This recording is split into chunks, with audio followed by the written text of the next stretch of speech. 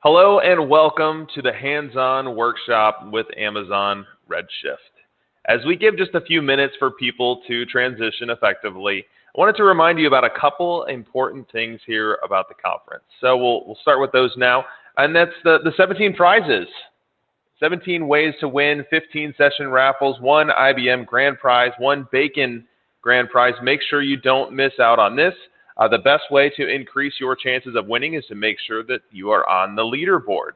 If you haven't checked that out yet, check out within Whova, the leaderboard there, see where your position is, and the higher you can get on that board, the more likely you are to be taking home one of our wonderful prizes provided to us by our sponsors. So go to the app homepage for the details on all giveaways. Now for this particular session we're about to watch here right now, we have a hydroponic growing system. Very cool. And the way that you enter is by attending this session here and now. The winner will be announced in the post-event email that will be received by everyone. So let's get to the session itself. And first I want to introduce the AWS team that is here with us today. We're joined by 4 members of the AWS team. First, we have Kiran Randhi, who is a senior partner solutions architect. Now, Kiran's based out of Seattle and has been working for Amazon for over 4 years. And his team supports AWS's global network of consulting partners like PM Square. Now, for AWS partners, Kiran's focus is on existing AWS architecture validation and improvements, planning new architectures for new workloads on AWS, as well as providing guidance on how to use new AWS services. Additionally, we have Antony Prasad, a partner solutions architect with a focus in data and analytics. Antony Prasad has over 10 years of experience as a big data engineer, having worked on building complex ETL and ELT pipelines for various business units. In his current role, he helps partners build joint solutions using the various services that AWS has to offer. Jason Pedreza, an analytics specialist solutions architect focused on Redshift. Jason has over 13 years of data warehousing experience. Prior to AWS, he built data warehousing solutions at Amazon.com. Specializing in Amazon Redshift and helping customers build scalable analytic solutions is Jason's focus. Last and not least, we've got Venkat. And Venkat is a partner management solutions architect. Venkat is a seasoned IT architect serving a global network of AWS consulting partners as a partner management solutions architect. Now, Venkat's focus is to enable partners and provide guidance to build world-class AWS practice to help our customers. And today for this session, the team is going to be focused on showing us how to use Amazon Redshift to query data across Redshift clusters, your Amazon S3 data lake, Amazon Aurora, and other operational databases with Redshift data sharing, Redshift Spectrum, and Redshift federated query. And hopefully we'll learn how to enable our analytics across a broad range of sources without having to move data physically across different systems. To get us started here, I'll go ahead and hand off to Venkat, and he'll lead us from there. Take it away, team. Hello, everybody. Good morning, good afternoon, good evening, based on where you are. Welcome to today's AWS workshop on Redshift. Today's session is curated in a way that it can be viewed as a hands-on workshop or as a demo. So feel free to attend as a hands-on workshop or just simply listen in as a demo. So those who have received the hash keys, please use it to log into the Event Engine dashboard. Once you log in, you may have like a couple of choices where it may you may need to log in either using an email OTP or through your Amazon.com credentials if you have one. So once you log in, you'll see like a button that says AWS console. When you click on it, you'll be taken to the AWS lab environment where you can do the lab for today's session. And a couple of things that I want to emphasize is that like you might have listened to Greg talking yesterday about a lake house, and he emphasized on Redshift quite a bit yesterday. And today's session is looking at several features of Redshift and how you would query and how to create your lakehouse eventually using the Redshift technology.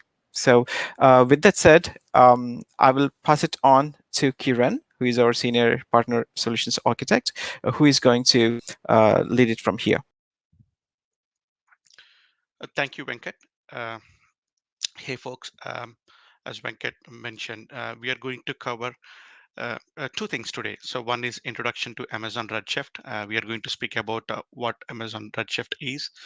We are going to talk about the data trends, current various features in Amazon Redshift. How does the Amazon Redshift architecture look like, and then what are the new features? So after this presentation, I'm sorry, like while doing this presentation, if you have any questions, please feel free to ask in the chat, and Anthony and Jason will keep a tab on it, and then those folks will be answering your question as and when it comes. So after the presentation, we will be doing a hands-on exercise, which covers like those three features which was mentioned earlier, like like federated query, data sharing, and all those things. Um, uh, just to let you know, folks, the environments that we provide for hands-on lab exercises is available until end of day today, up until like 9 p.m. PST, and the lab instructions manual will be provided during the like workshop. You can do it along with us, or like you can do it even after the workshop. All right, so let me share my screen.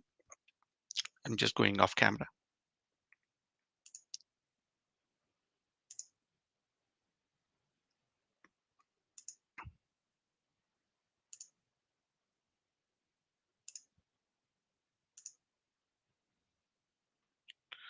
Uh, Hey, Venkat, can you confirm which screen are you seeing?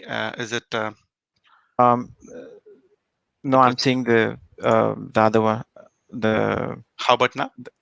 I'm seeing the notes one right now. Can you share the other one? Yeah, now it's good. Okay, so it might have swapped with you.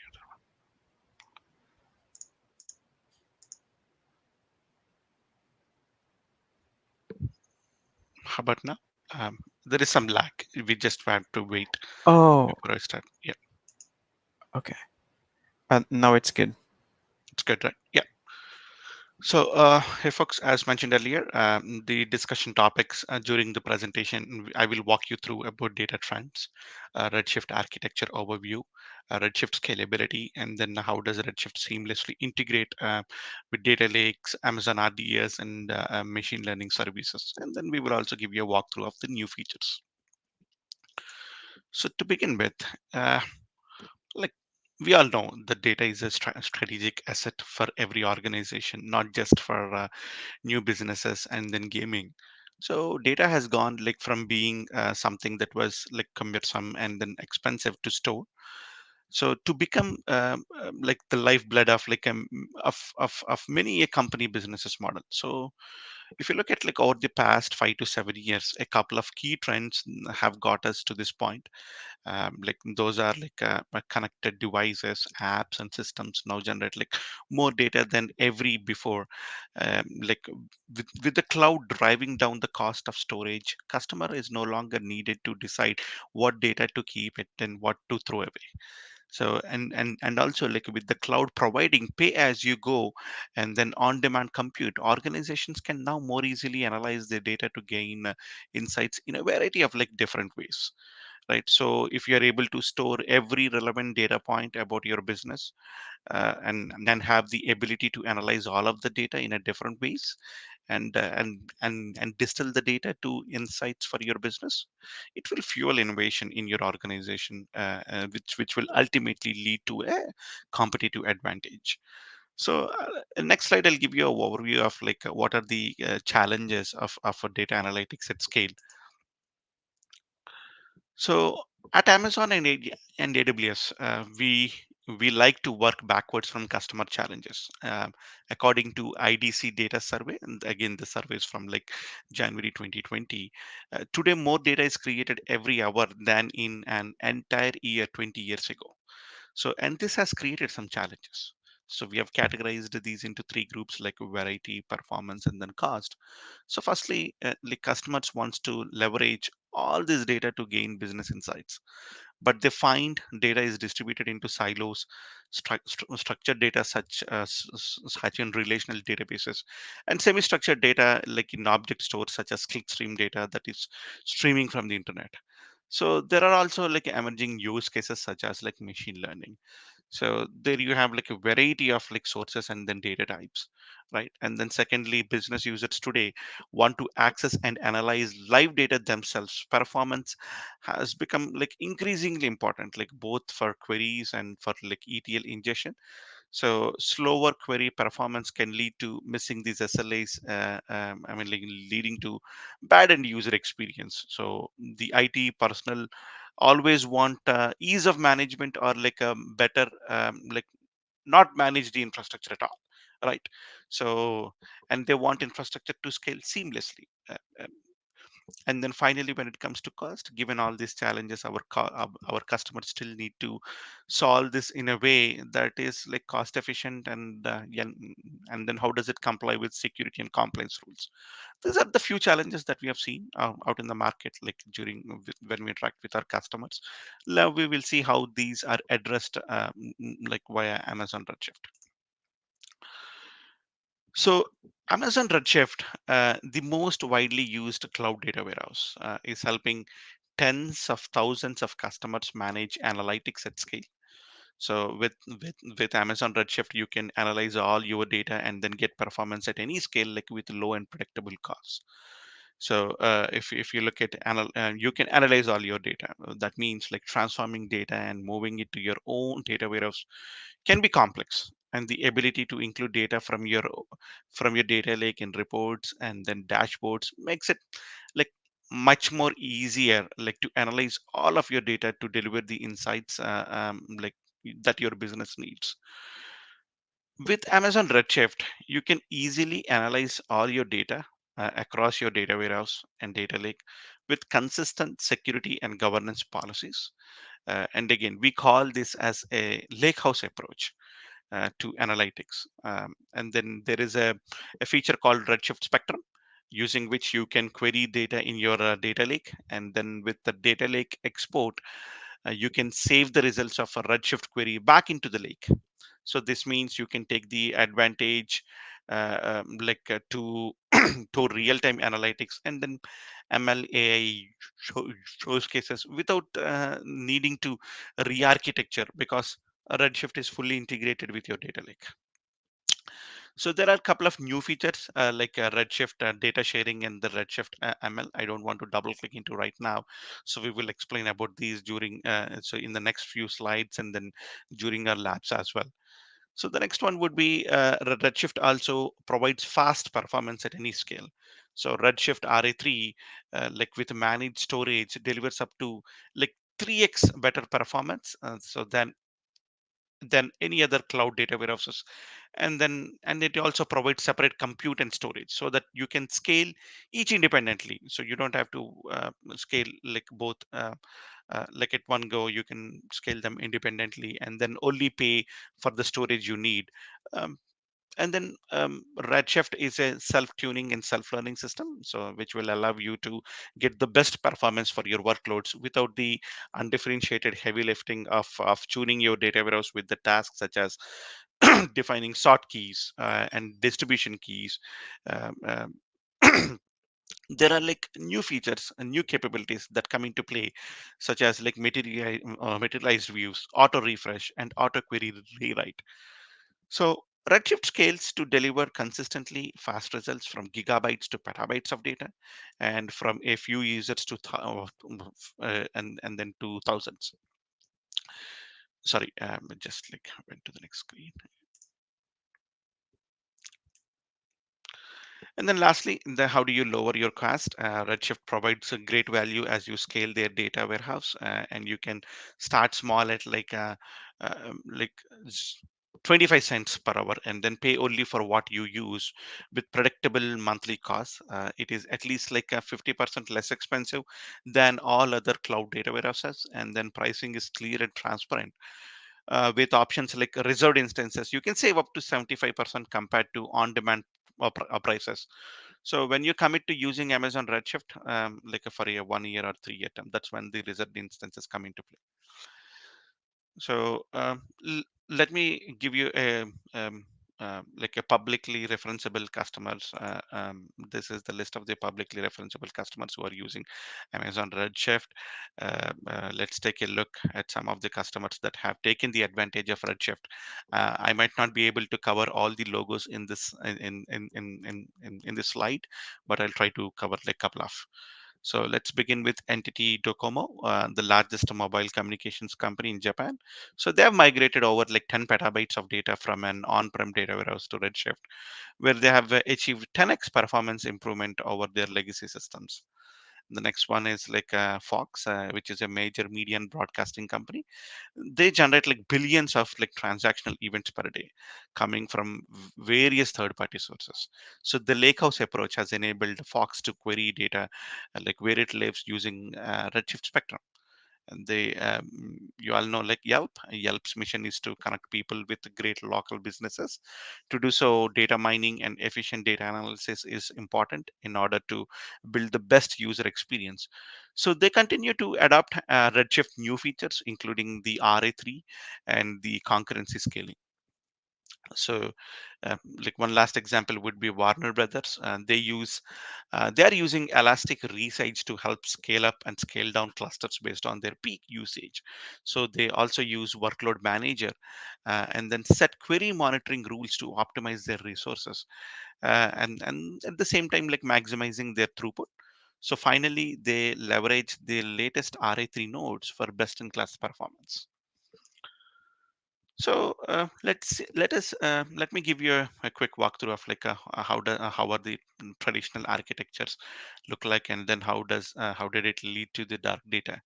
So one of the most common challenges reflecting legacy data architectures is that it is collected, but like proves difficult to extract value from. So on-premises systems typically have long lead times, like typically 6 to 12 weeks to procure hardware and set up the infrastructure. And then even after you do so, it cannot easily scale based on increase in demand. So and you have to dedicated and then you have to have dedicated administrators keeping the lights on. So the legacy architecture for database have like multiple layer of data, and each layer builds upon the operational data layer. It's challenging, right? So data is difficult to access, costly to refine or analyze, not cataloged in the proprietary formats or platforms. So with the amount of data that is generated today, end users are unable to access and leverage this data for their insights unless it is curated and ingested into data warehouse. So this leads to lots of data that is not usable, or which is otherwise called as dark data. So this is no longer tenable, right? So let's see how Amazon Redshift interacts with the various data sources in the next slide. How you can analyze all of your data with your with a lakehouse approach to analytics. So with Amazon Redshift, we enable a lakehouse approach to analytics, which allows you to use Redshift as your primary like data store, and then combine data with other data stores without leaving your data warehouse. So this can reduce the need to build additional ETL pipelines that may takes day or like even weeks. So using Redshift Spectrum, you can query data from S3 data lake. Data can be queried in common open file formats such as Parquet, JSON, ORC, AVRO, and then we have recently announced support for Hoodie files as well. So Redshift also integrates with AWS Lake Formation, so you can provide fine-grained access control. In addition, you can unload your data into S3 data lake using the export like command in like data formats such as Amazon Parquet. So this data can now be analyzed using the other popular analytics data services such as Amazon Athena, EMR, as well as ML services such as SageMaker. So for customers that want to access data in operational databases, we have federated queries. You can integrate queries on live data in RDS, PostgreSQL, and then other PostgreSQL. I would like to pause that. There is a lot of information that we can bring into play here, but I'm just covering at the surface level. So now let's have a deeper look, like what is the Amazon Redshift service. So Amazon Redshift is a highly rated managed data warehouse that is used by like thousands of customers. So the Redshift is managed in the sense that you do not have to worry about security patches, software upgrades, node deployment, or configuration, like not even node monitoring and recovery, etc. So Redshift uses a massively parallel columnar architecture, which we will discuss in greater detail later on. Redshift is extremely cost efficient and performant, achieving 10x better performance at one-tenth the cost compared to any on-prem systems. So as well as with all other AWS services, security is our priority one, and Redshift offers a number of security features, including encryption and compliance with certifications such as SOC, like a HIPAA, FedRAMP, and then many more. So let's go. Let's take a closer look at the Redshift architecture. So the bit like that you as a user work with is like what we call the leader node, like the green node that you see. So the leader node is required and automatically provisioned in every Redshift cluster, but but customers are not charged for the leader node. So the leader is responsible for being the user's JDBC ODBC entry point to the cluster, storing metadata, compiling queries, and coordinating parallel SQL processing.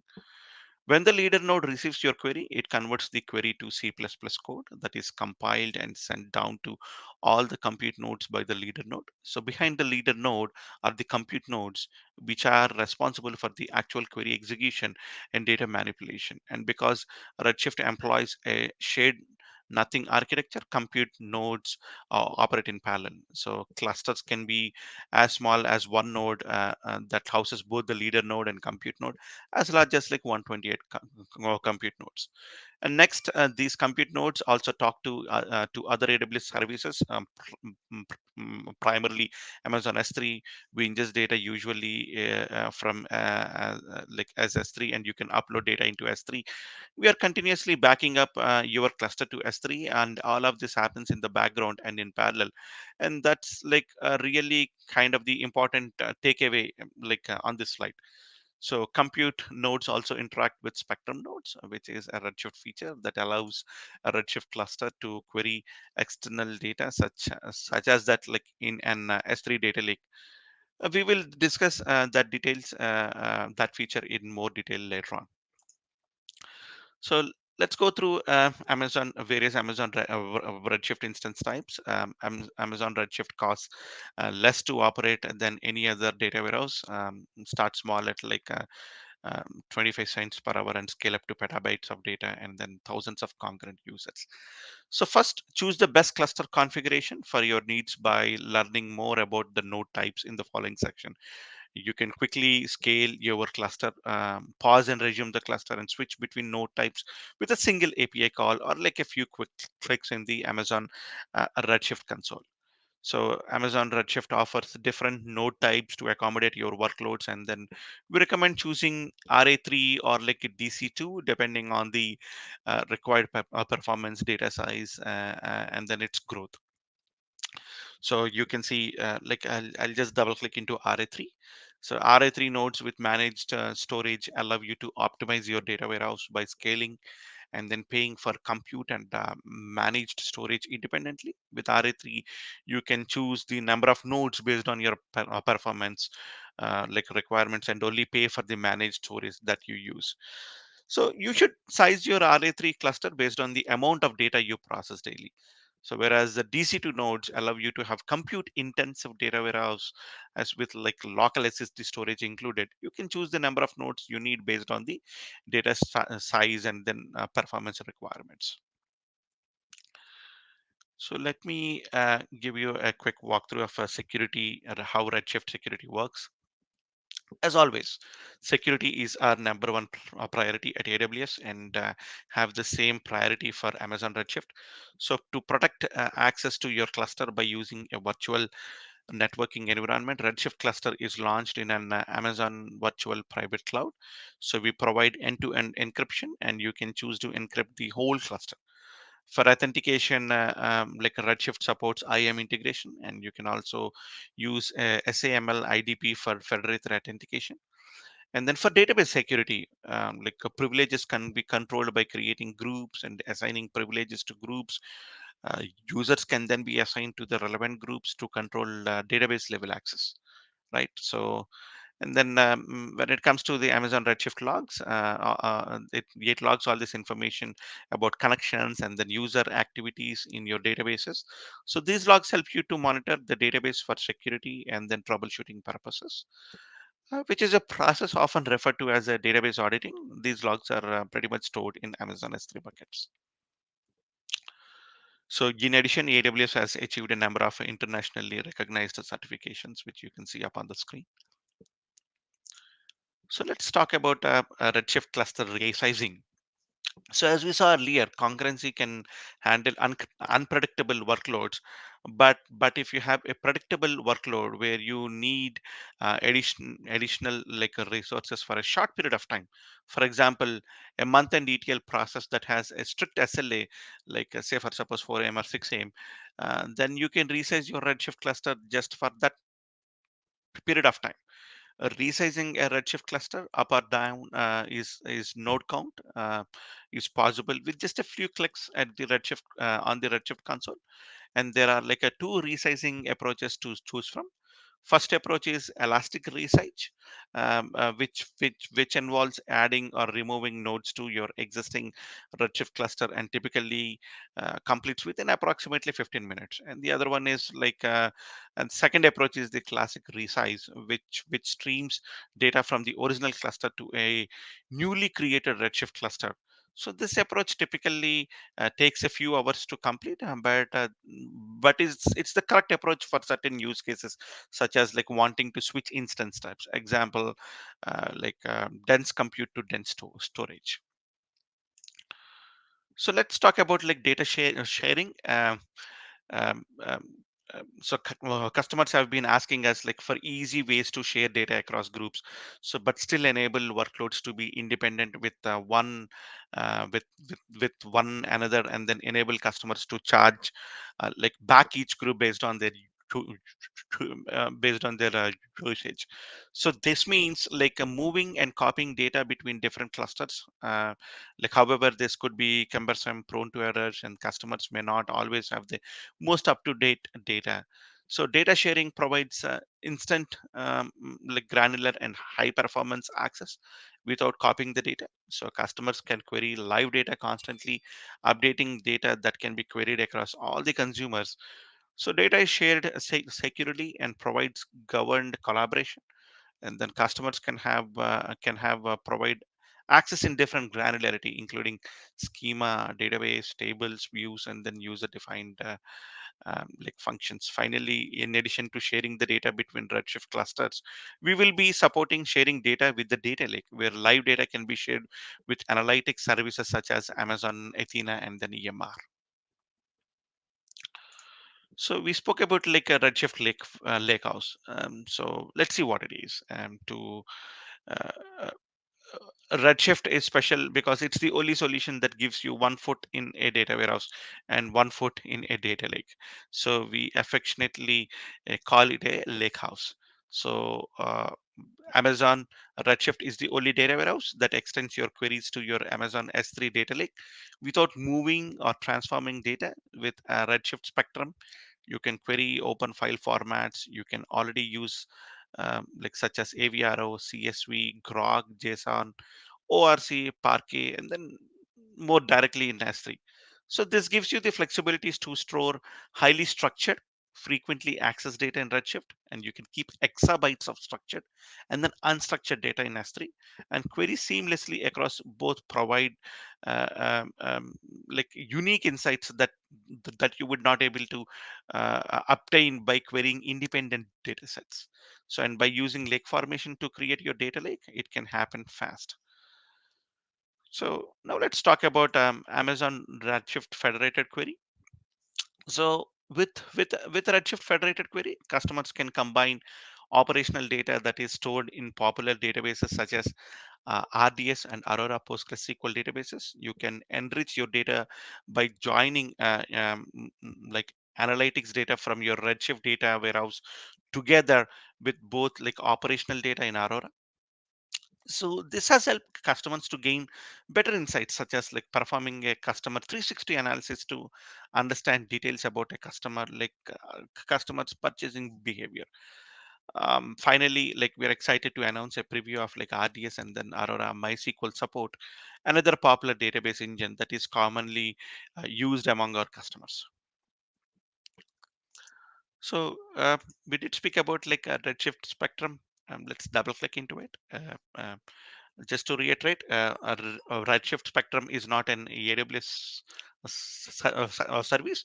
It is a feature of Redshift that allows users to query data residing on S3, such as S3 Data Lake, as if they were like any other table locally stored in Amazon Redshift cluster, right? And then an S3 Data Lake has the potential to store exabytes of data, and then with Spectrum, Amazon Redshift can query it all. It is important to note that that this external data is queried in place. It does not need to be loaded into the Amazon Redshift cluster. Just want to emphasize here, it does not require the data need to be loaded to the Redshift cluster. So most of all Spectrum queries are executed by Amazon owned and maintained fleet of nodes. So a Redshift Spectrum allows you to keep your Redshift data warehouse lean with while still capable of like accessing data needed by rare queries. A soft limit of 10 Spectrum nodes per Redshift cluster slice, such as I mean like so that like a cluster with 20 slices will be allowed to leverage up to 200 Spectrum nodes. So let me give you a walkthrough of like the new features which recently got introduced. So by working backwards, like with the customers that we have shown earlier, not just those logos, but like various other customers, we have identified like three investment areas. Like one is data lake and the future and further integration with other AWS services and partners. And the second one is like performance at yet any scale, like from out of the box query tuning to customers with strict SLAs that have like multi petabytes. And third one is keeping it cost effective and predictable to get the best value out of Redshift. So we will discuss further about the new and then updated features in each of the investment areas. Up on the screen, you can see all the new features. Like in Analyze All Your Data, we have integration with Amazon Redshift ML, data sharing, super data type with JSON support, federated query, Lambda UDF. And then there are like few updated features such as like Aqua, performance tuning, materialized views, and then automatic workload manager, and then new features such as cross AZ, cluster recovery, and then data API. So I might not be able to like cover all the features today, given the time constraints we have, and then we have to cover the labs as well. So I will cover like few of these new features. So the first one is like Amazon Redshift ML. So first, we are announcing the preview of Redshift ML. We have seen customers that want to use the data in Redshift to enable new machine learning use cases such as production recommendations, fraud prevention, and then reducing customer churn. However, like in order to do this, customers need machine learning experts or to learn other machine learning services. So this also involves building pipelines to move and transform the data, and also code in other languages such as like Python and R in order to create and train the models. So using Redshift ML, customers can now create, train, and apply ML models using SQL customers. Using SQL. Like and then also customers can use like Redshift ML to create a model command and then select appropriate columns to create and train a model. So behind the scene, Amazon SageMaker Autopilot selects the most optimal ML algorithm based on your data. So finally, once this model is ready, the model will be deployed locally in Redshift with optimized tuning. And then customers can run inferences as invoking a user-defined function, which is otherwise called as UDF, as part of their SQL statement. So this can all be done using SQL commands within the Redshift environment. So the next feature would be Lambda UDFs. So while we have enabled customers to integrate with the data lake, and then with the common data sources such as RDS, and then Aurora, PostgreSQL, and MySQL, we've also received requests to have the flexibility to integrate with other AWS partners and services. So Redshift now supports Lambda UDFs, where customers can invoke a Lambda function from your SQL queries as if you are invoking a user-defined function in Redshift. So you can write Lambda UDFs to enable an external tokenization of data by integrating with AWS partners like Protegrity. You can also use it to access other popular AWS services such as Amazon DynamoDB or like Amazon SageMaker. So user defines a Lambda function as a UDF and then calls it from SQL as a regular UDF, and then Redshift batches and passes the data to Lambda functions concurrently. And then like a Lambda function passes tokenized data to Protegrity's REST endpoint. And the next step is Lambda functions receives detokenized data and passes it back to the Redshift compute nodes. User is shown the detokenized results. That's the overall process how the Lambda UDFs work. So now let's talk about, I mean, like the next upcoming features is native support for semi-structured data. So we have supported reading nested documents such as JSON file formats using Redshift Spectrum, but we have also constantly received requests to query nested data natively in Redshift. So we are excited to introduce a new data type, Super, that will support these nested data formats such as JSON and ION files. So this will enable customers to ingest, store, and query nested data natively in Amazon Redshift. So JSON formatted data can be stored in super columns. So this will make use cases such operational like analytics use easier, like where you will get fast insights with the best performance using Redshift locally. So the super data type can be queried through an easy to use SQL extension that is powered by the PartiQL. So PartiQL is a SQL language that makes it easy to efficiently query data regardless of the format of data, whether it is structured or semi-structured. So the next one, Amazon Redshift continuously monitors user workloads and uses sophisticated algorithms to find ways to improve the physical layout of the data to optimize query speeds and then tune queries. By using automation to tune the cluster, so customers can decrease administrative costs like for Amazon Redshift while getting the best possible performance. So these automation features are optional, and if you prefer to have fine-grained control over our performance and tuning, you can continue to do so. So our new automatic table optimization feature selects the best sort and distribution keys to optimize performance for the clusters like workload. If Amazon Redshift determines that applying a key will improve performance, like tables will be automatically altered without even requiring administrator intervention. So additional features such as automatic vacuum delete, automatic table sort, and then automatic analyze eliminate the need for manual maintenance and tuning of your Redshift clusters, like to get the best performance. So let's talk about materialized views. This would be the last feature that I'll be covering during our presentation today.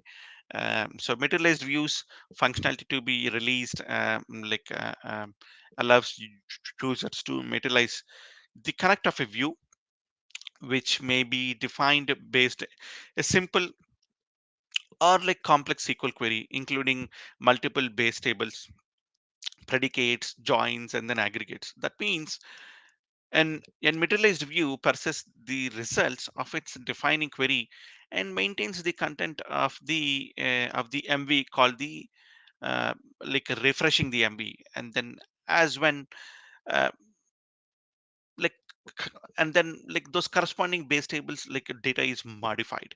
So the MV refresh like can be incremental, or a full refresh depending on the defining query, and user has no control on this behavior. However, user can choose manually, they can choose how to manually control refresh the MVs on, or let Redshift automatically maintain their refresh the MVs.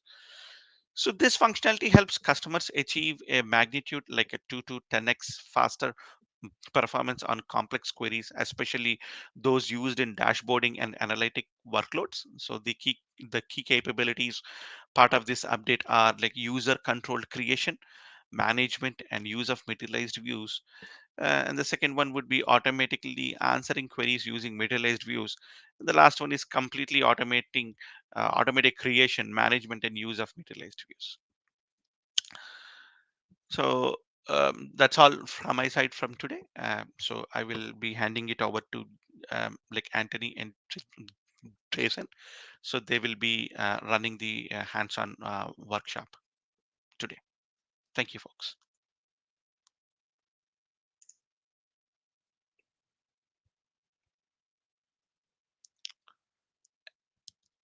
Antony, uh, you there? Yeah. Can you guys hear me? Yeah. Okay, perfect. If you could share your screen and then let's start. All right. Can you guys see my screen? Yes. Perfect. All right. I'm just going to give you guys the link to the instructions as well.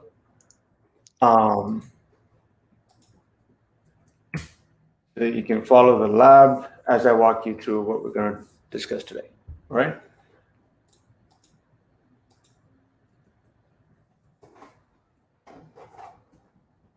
I hope you followed the instructions and you've logged into your console.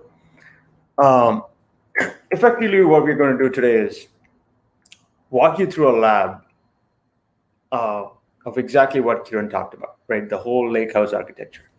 And this diagram that you see right now kind of encapsulates what we're going to do. We're going to build a lakehouse architecture using Amazon Redshift.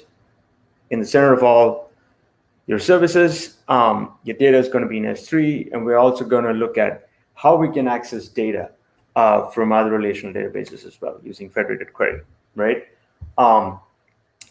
We're also going to touch upon data sharing, which is one of the new features in Amazon Redshift. So if you guys have logged in the console with the instructions and the hash that we provide, it should take you to this homepage. And then there's a couple of ways you can directly go to the CloudFormation template. You can actually search for it over here, or just follow the steps that actually walk you through that.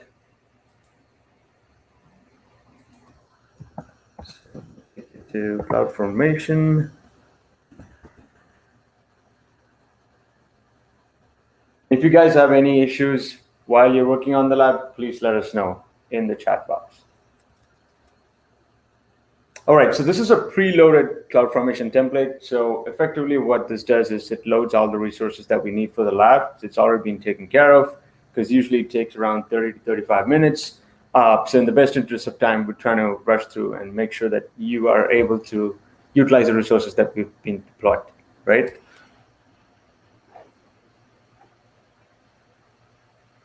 So there's a couple of things.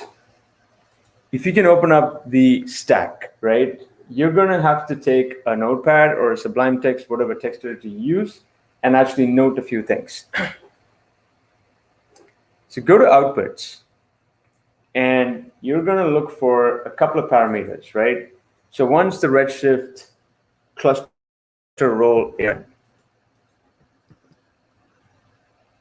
So make sure you note down these parameters because you will be using them during the lab as we go through it.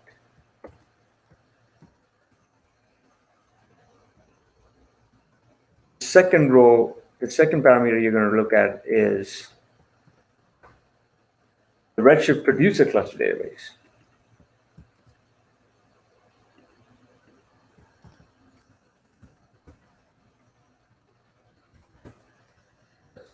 Dev And I'll actually explain all these parameters as we go through the lab. The next one is going to be the Redshift producer cluster user.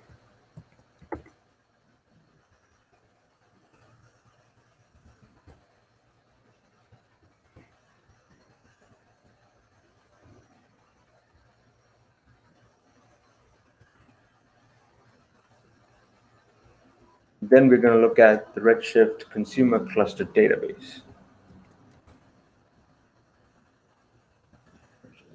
Hope you guys are following me. I'm just following the same instructions that you have in front of you. Make sure to copy these parameters that I'm just talking about right now.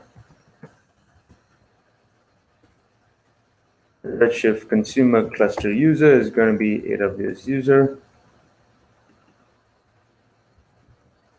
The next one we're going to look at is the Glue external database name. That's going to be the retail data lake number.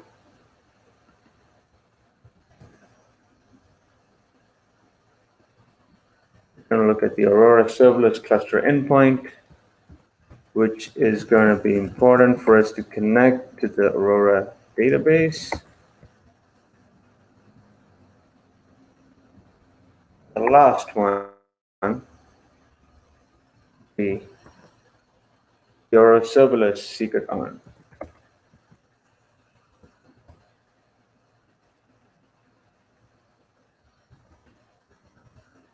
I'll give a minute or two for everyone to just make sure that you've copied all these parameters in a notepad, because that's going to be super important as we go through the lab.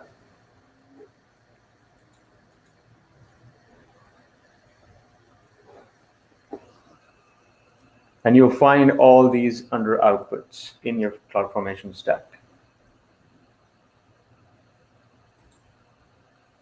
And in case you're curious to know more about the resources that were deployed in this stack, they're all here under resources.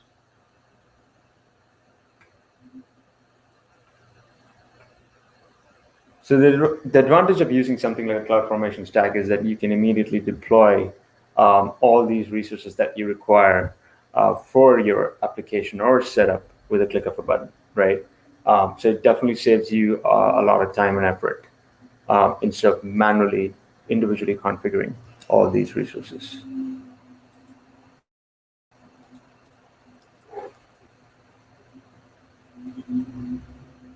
All right, so if everyone's taken a note of all the parameters that you're supposed to have on your notepad, let's move on with the lab, right? So the first thing is we're going to connect your Redshift database.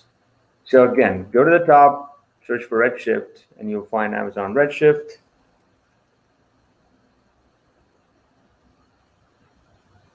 All right, so you should effectively see two clusters in the dashboard.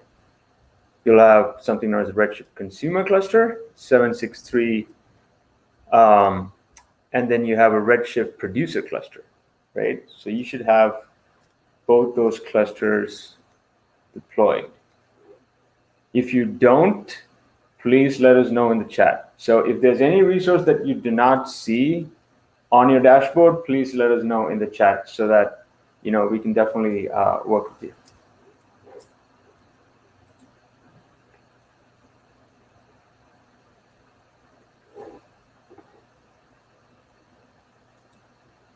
So we're going to look at the producer cluster first, right?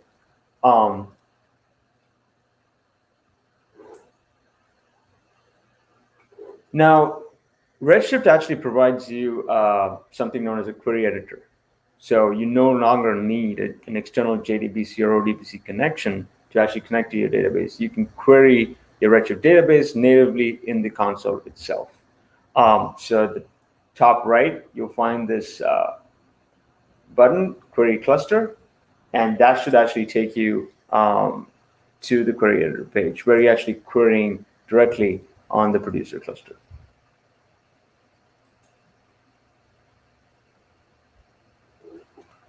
Now, if you guys see a connection prompt, it's going to ask you a bunch of details, right? Because I've already been connected to it.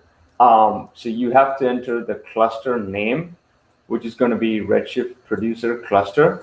Let me just show that here. So these are the values you're going to pass. Redshift Producer Cluster. The database name is going to be dev, and the database user is going to be AWS user. And you're going to make sure that you pick the second option, that you're using temporary credentials, and then click on connect. Again, any issues while connecting, please let us know.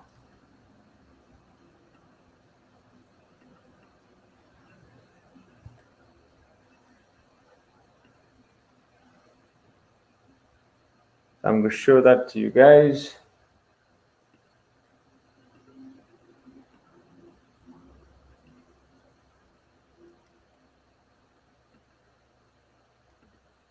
Database name is dev. And the user is AWS user.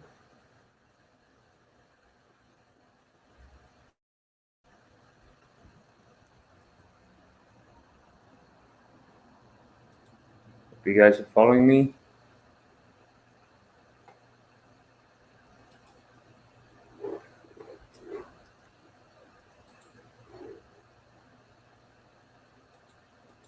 So by now you should be connected to your dev database, the producer cluster, all right?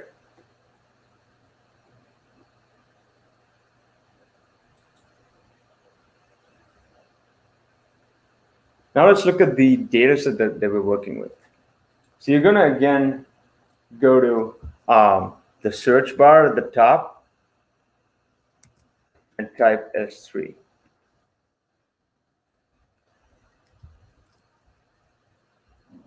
So S3 is basically your simple storage where you actually store files in the Amazon world. And there's a link to the bucket as well that we're going to look at that you can select from your instructions.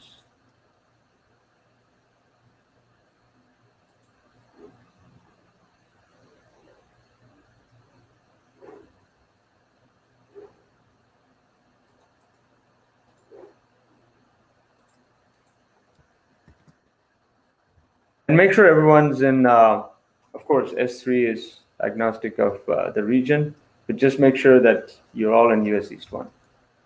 So if you go to that link, you will definitely see a bunch of folders. And within those folders, you'll see a bunch of files.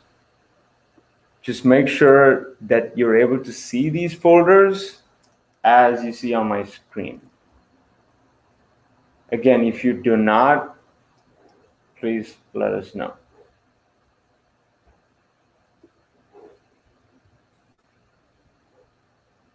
Just making sure that we have all the data files that we need for the lab. So we're just going to illustrate specifically one particular folder. So the way you do that is look for the April, the product category April. And you just want to make sure that you have files in that specific folder.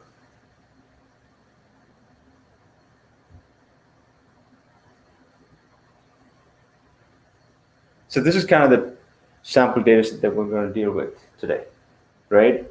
And I'm going to quickly, I know this workshop is around Redshift, but I'm going to quickly touch upon what Glue is and what Glue Catalog is, right? So you have to understand those concepts in the realm of Lakehouse architecture. So your Glue Catalog effectively stores metadata of all your tables that you catalog in S3, right? And when you have to query those tables from Redshift natively, Redshift is going to look for the metadata in your Glue Catalog, right? So this data set has already been cataloged using something known as a crawler. Now, what is a crawler? So let me show you that real quick. So if you look at the instructions, it's going to take you to the Glue console.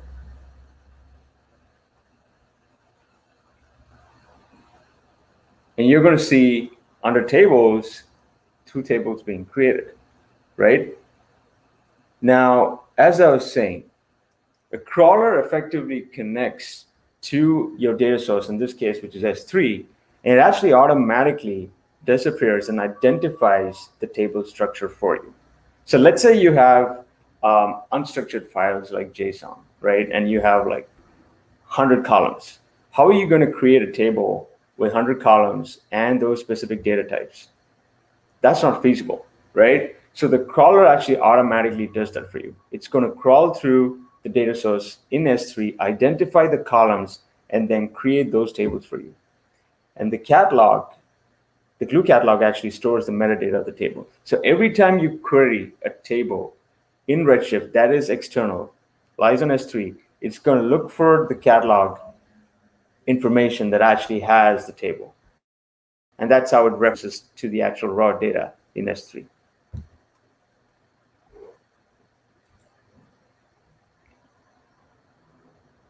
Again, just make sure that you have these tables. If you do not, please let us know.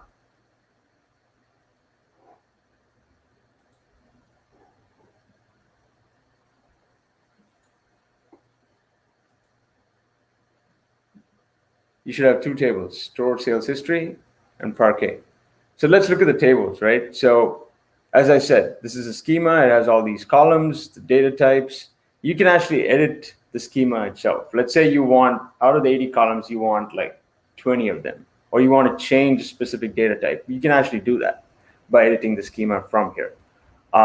It figures out the partition keys. And again, you can modify the partition key as well, according to your choice, based on how you want to structure your data, right?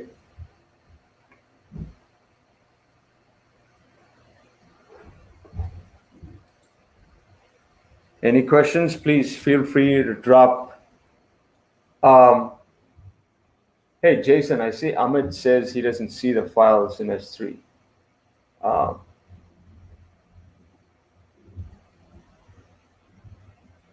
Amit, Jason will connect with you.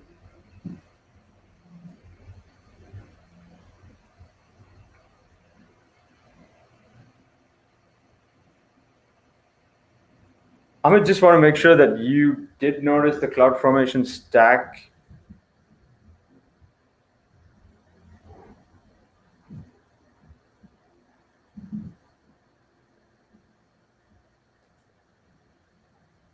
Do you see any folders at all?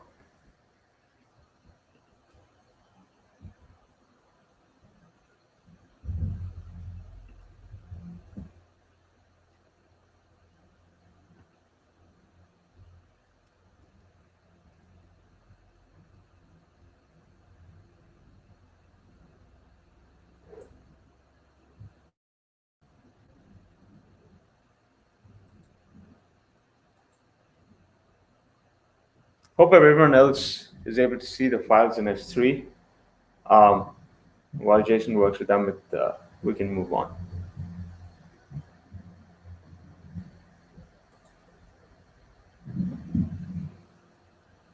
All right, so if you go to the next step in the instructions, we're just going to execute this query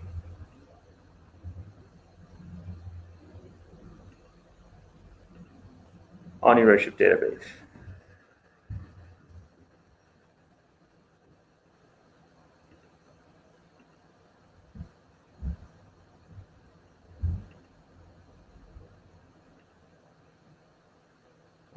Okay. Seems like I have a problem with my connection.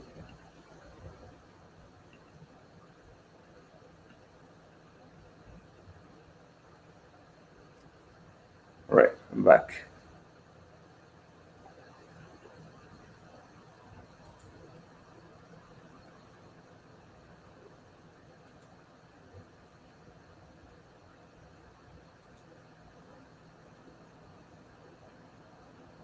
So again, please connect to the producer cluster.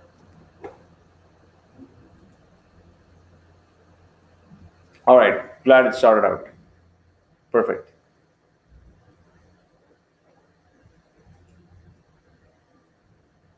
So if you look at the steps, we're analyzing the data in the database. So what we're going to do is, if you scroll to the query editor,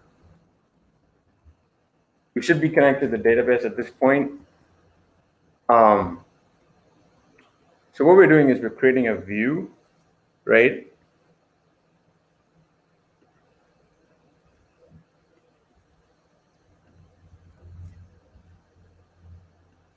And again, just for everyone's reference, this is the step that we're following.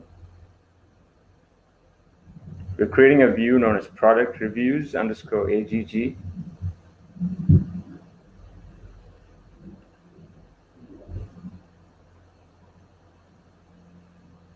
And then once you copy paste the query, just hit on run. So that should have executed.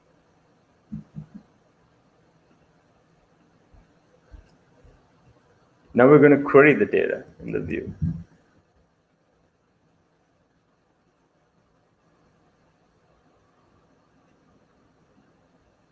Okay, did I run? Let's see.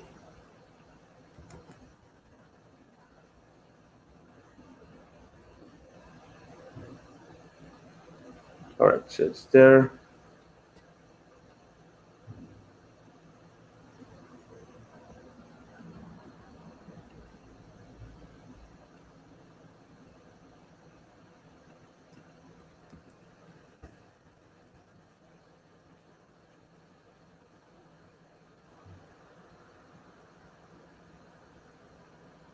Okay, so what's happening? So we're not able to find the retail data lake because the table is actually not created. So what's happening in the background is Glue is actually going to load data into your Redshift database by creating a table, right? So that process is still in play. Jason, can you confirm that?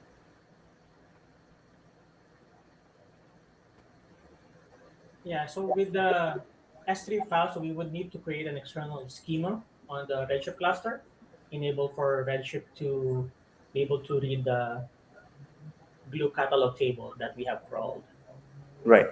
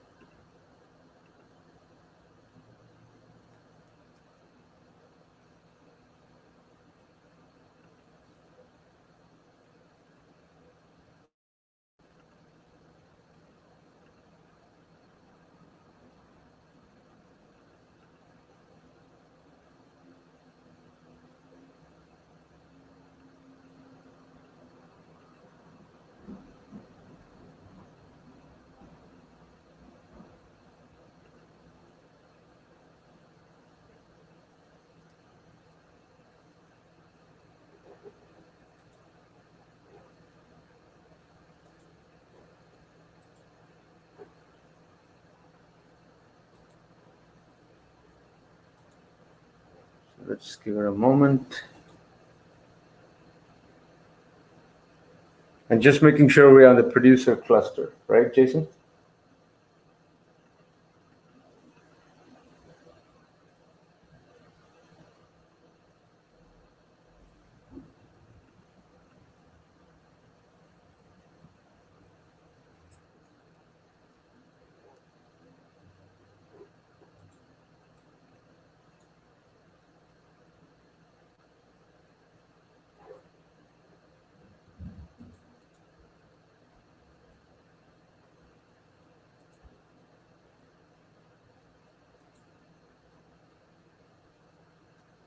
Jason, can you confirm that we are running this in the producer cluster?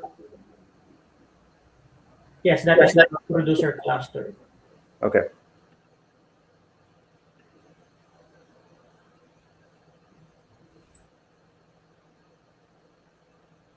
I see the table being cataloged in Glue Catalog. So am I missing something?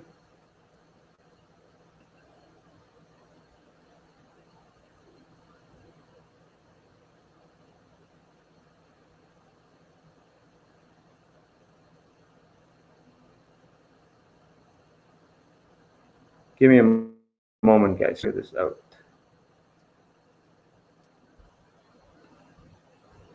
So the external table should have been created.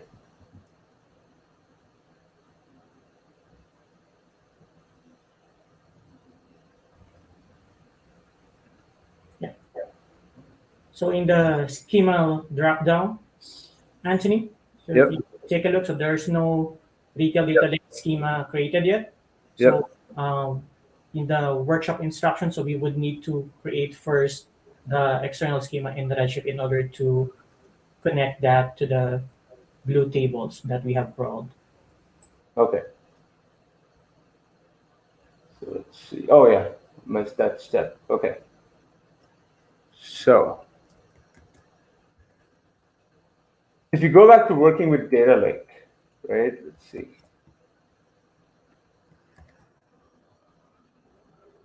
This is a step that we missed.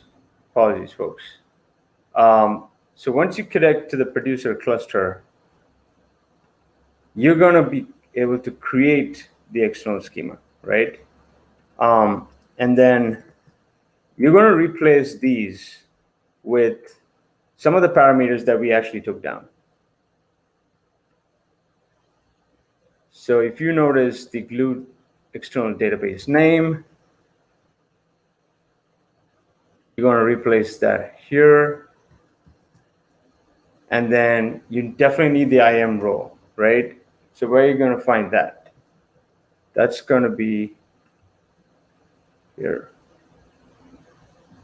So if you go to CloudFormation again,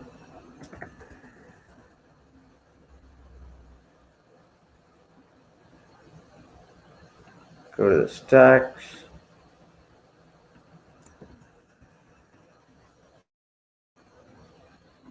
This is the IAM role, which you already have.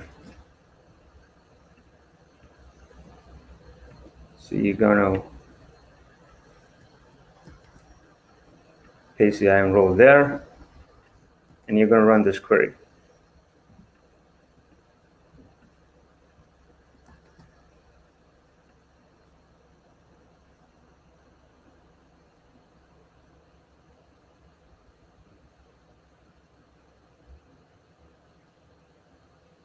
All right. So make sure that you run this query and you create this external schema and database, right?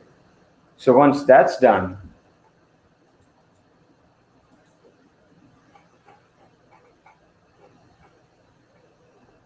just to verify, let's do a simple select count to make sure we actually have data in the database.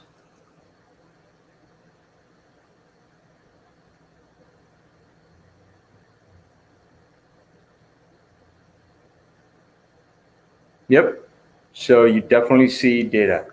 It might take a while because it's querying an external table. And Redshift Spectrum, not saying that it's slow, but it does take a while because it's not, the data is not natively on your Redshift database. So moving on. Now let's go back. We've already created the view, right? So we're going to select data from the external table.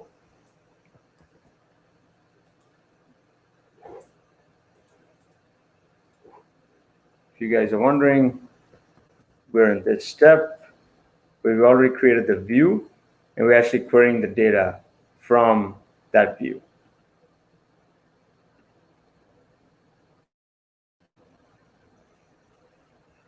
So you should see the output right now. You have a bunch of columns like marketplace, product category, product parent, the title, and the year, right? Do you guys see the data right now? If you don't, please let us know.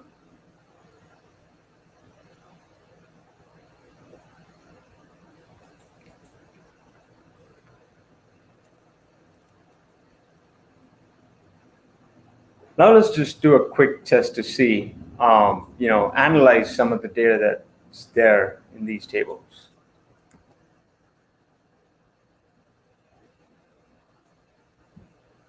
Again, if you're following the lab instructions, it's the next query after you verify the data in the external table.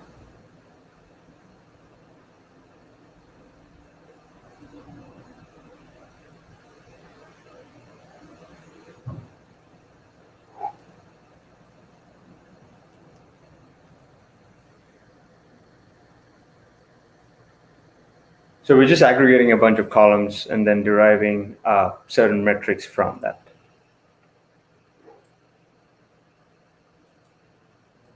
Okay, so we basically taught you how to go through Grew Crawler, create external tables on Redshift, and then query data in those external tables. And we also did create a view as well. So remember, every time you create an external table, you make sure that you catalog that information in your Glue catalog. So your Glue catalog is going to have all your information, the metadata of your external tables. So let's move on to lab 2.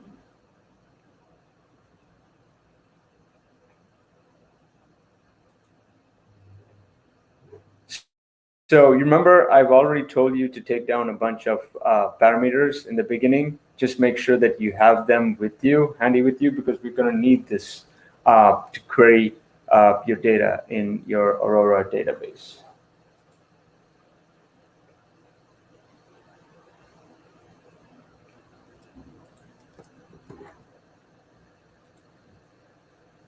Just to make sure that everyone's following with me, we're in lab 2 now. And you want to make sure that you have all these parameters definitely on your notepad. If you don't, please go back to the CloudFormation template and make sure you pick them up.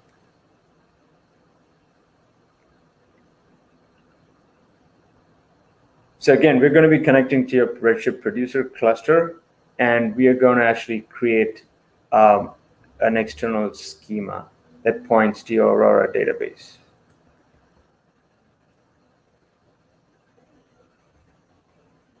So make sure you have your Aurora server cluster endpoint. And also make sure that you're going to be running it on your producer cluster as well.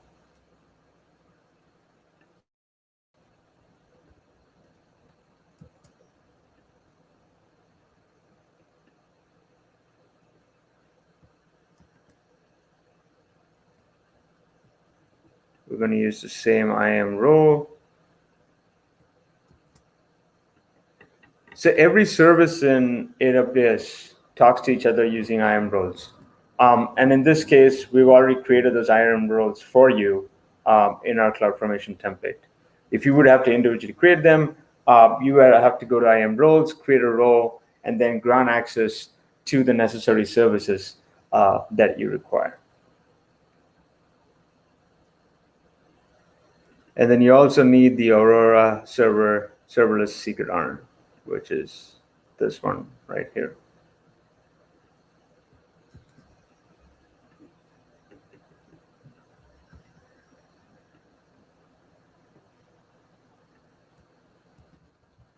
After you swapped out all the parameters, just make sure that you have everything in place. And then you want to make sure that you're connected to your producer cluster.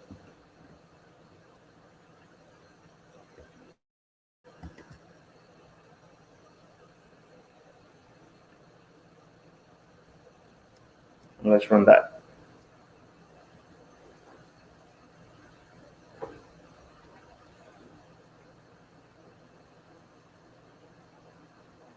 So basically what we've done is we've created an external table which points to an Aurora database, right? So one of the features of Amazon Redshift that even Kiran touched upon is you can actually query data from Redshift, connecting to other relational databases. I think this is one of the biggest advantages you've had with Redshift, because in the past, if you had relational databases say Oracle or any other RDS database, you would have to actually build a separate ETL pipeline and then pull the data into a common data source like S3 and then load it into Redshift. But because of this new feature, you're directly able to actually create tables in Redshift that actually point to your relational data sources. And that gives you the ability to query data across multiple data sources in Redshift itself. And this is the whole idea of a lakehouse architecture, right?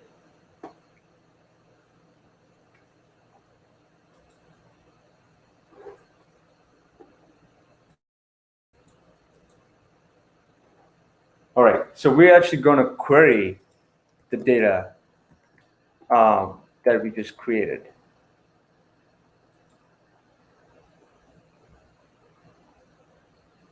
Again, please let us know if you have any issues in any of the steps or you're not getting the desired output as we're walking you through the lab. Okay, there's some error.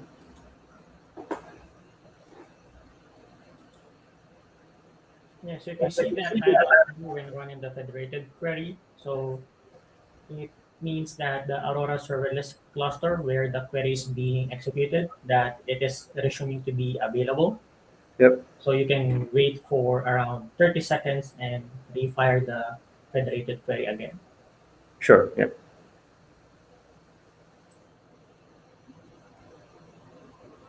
Yeah, so if you notice this timeout, you just want to retry the query in a bit.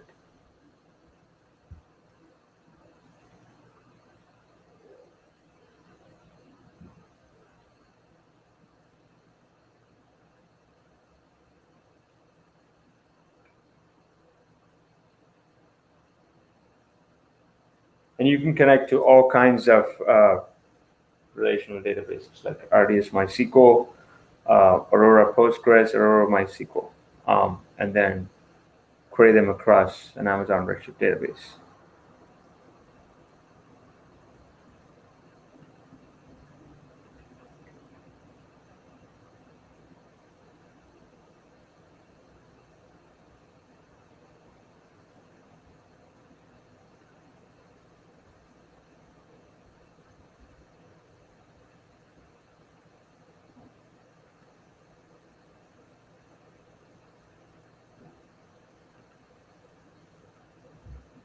All right, do you guys see the data now? So after you rerun the query, you should actually see the data.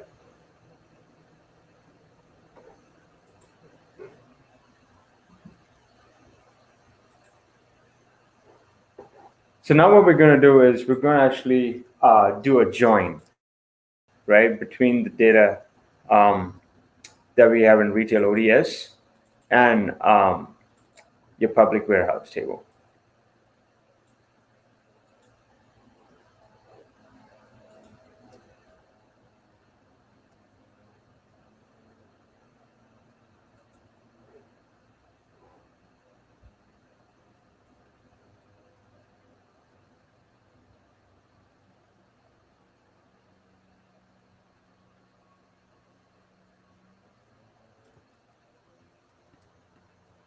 So is the warehouse table created? It should have been created while we load data in the load job, right? Jason?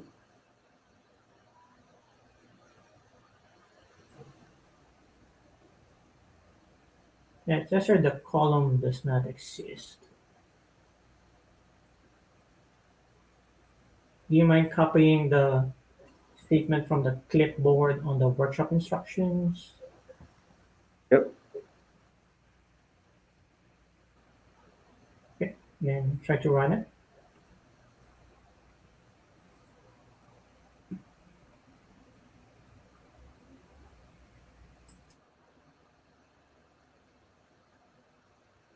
All right. Perfect.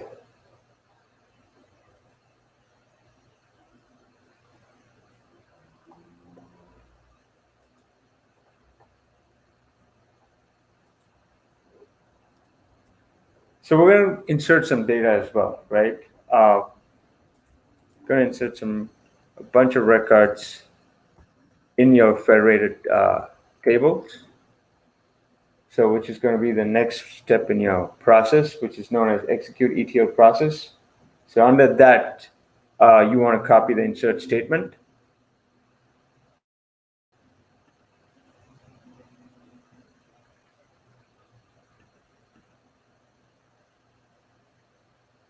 Again, if you guys have any errors or any issues, please let us know.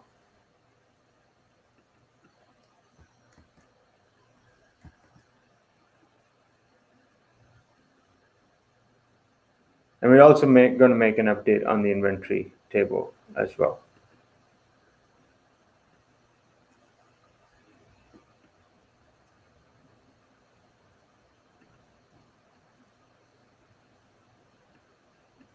Okay. So now what we're going to do is we're going to create a materialized view. And what is a materialized view? It actually, stores pre-computed results, right? From, let's say you have to do multiple joins on a table on a specific process every single day. Now, what a materialized view does for you is it only captures the incremental data every time you run that query, right? So you don't have to scan through the entire table every single time you execute that query. And that definitely improves the performance. So that's what we're going to do right now. So just to make sure everyone's following what we're doing, we're creating this materialized view, public.inventory_MV, basically on the retail ODS schema, right?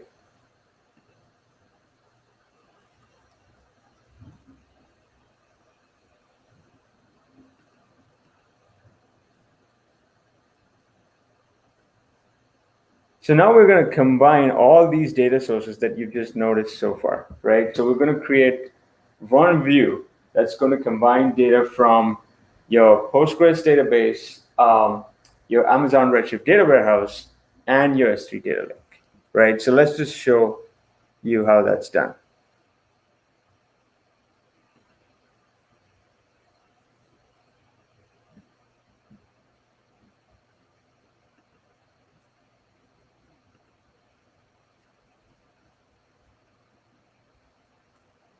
All right, so we're going to make sure that we actually do some kind of simple data analysis on the aggregated data set.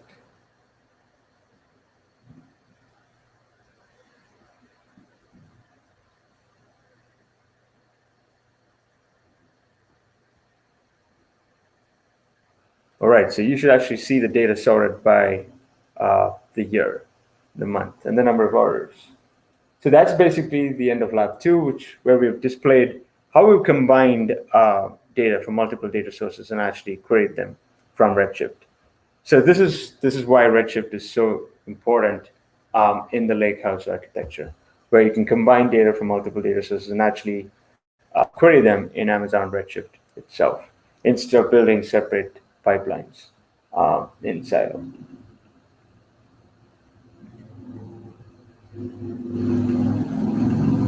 Jason, how are we with time? I know we had a couple of hiccups, but we're in the last lab right now. Yeah, so we have 2 minutes left.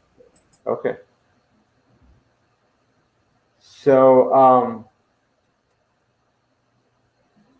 now in this lab, you want to make sure that you're connected to your consumer database, all right? So if you go to connections, you're going to again pick temporary credentials, and you're going to make sure that you connect to the consumer database, right? And your database name, as you've already taken down in your notepad, is going to be dev, and your database user is your AWS user.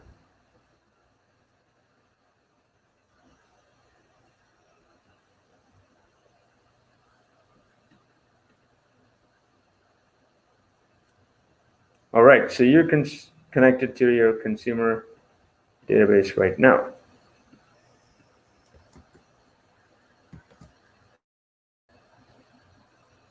So we're going to gather a bunch of details from this because this lab requires you to gather the namespace from each cluster.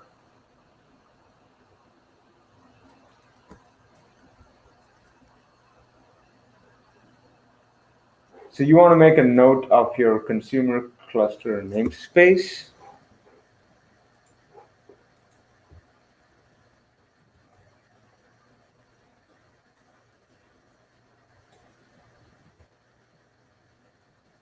All right.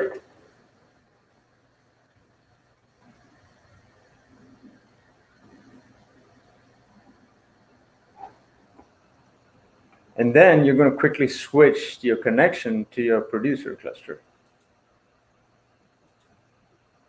I know this is going to be a little tricky, but just make sure that you flip-flop between the connections because we need to query both the databases. It's going to be the same database name, the same AWS user.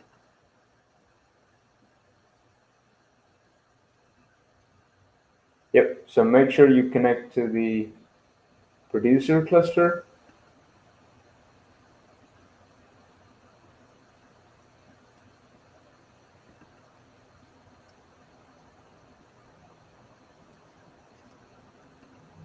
So now we're going to deal with data sharing, right? So we're going to create that in your database.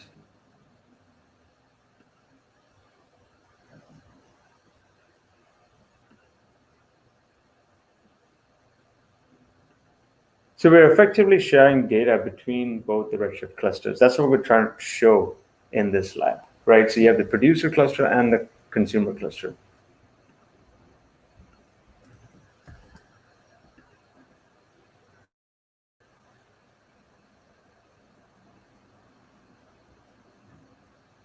All right, so you should see this record. Again, if you guys are not able to see that, please let us know in the chat. Hey, Antony, we actually have run out of time. We've got a hard stop here because we've got a couple other sessions coming up. Sure. Are there any parting thoughts here for the crowd? I know that you guys would be more than happy to answer any questions that remain after this workshop, but any final thoughts? Yep. So guys, you will have access to this lab for a while.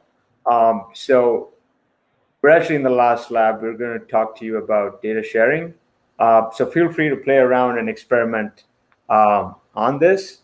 You're going to flip-flop between the producer and the consumer cluster, basically showing you how we can actually share data across both these databases, right? And if you have any issues or any questions on the lab, please feel free to drop us a note.